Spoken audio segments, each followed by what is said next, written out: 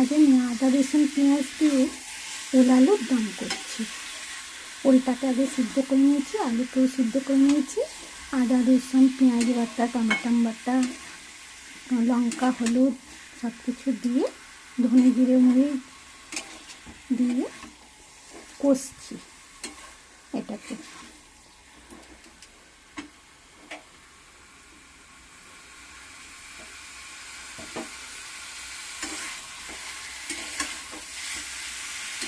এটা আগে ভালো করে কষা হবে, তারপরে একটু জল দেবো। জল দিয়ে একটু ফুটতে দিলে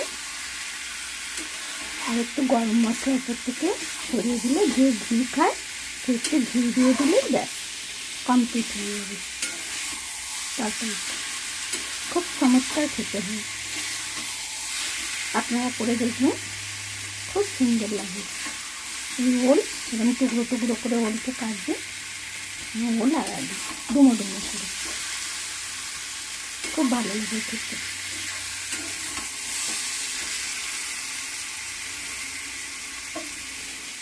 এইভাবে করবেন।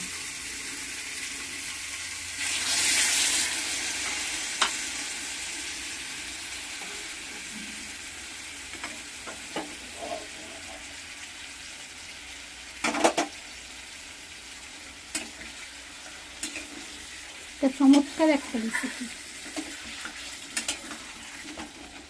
দুর্দান্ত খেতে হয়।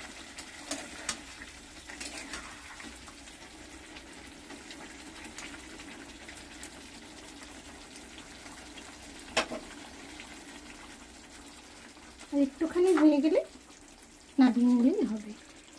আর সামান্য একটু জল দিয়ে দেবো।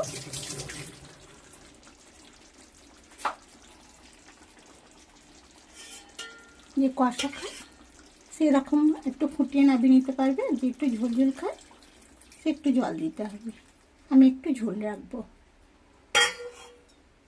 সেই জন্য একটু জল দিলাম।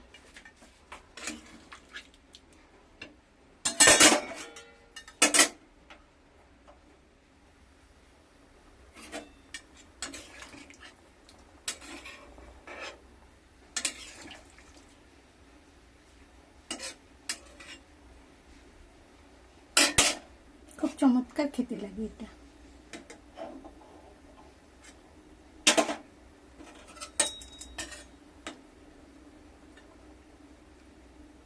এই টক করে একটু ফুটে গেলে হয়ে যাবে।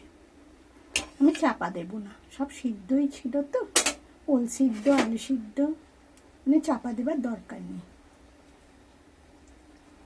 একটু ফুটে গেলে গরম মশলা দিয়ে দেবো। যে ঘি খায় সে ঘি দিতে পারে, আমি ঘি খাবো না, সেই জন্য ঘিটা দেবো না, আমি শুধু গরম মশলা দেবো, দিয়ে নামিয়ে নেব। আপনারা করে দেখবেন কীরকম লাগে, তারপর আমায় বলবেন। এটা একটা ফাটাফাটি রেসিপি, ভীষণ ভালো লাগে, মানে আলুর দমের থেকেও টেস্টি হয় ওল আলুর দমটা।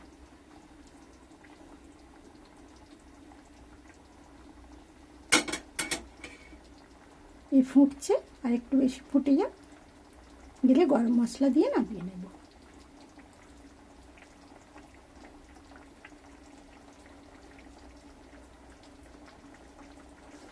এখন টক টক করে ফুটছে, দেখতেই পাচ্ছেন।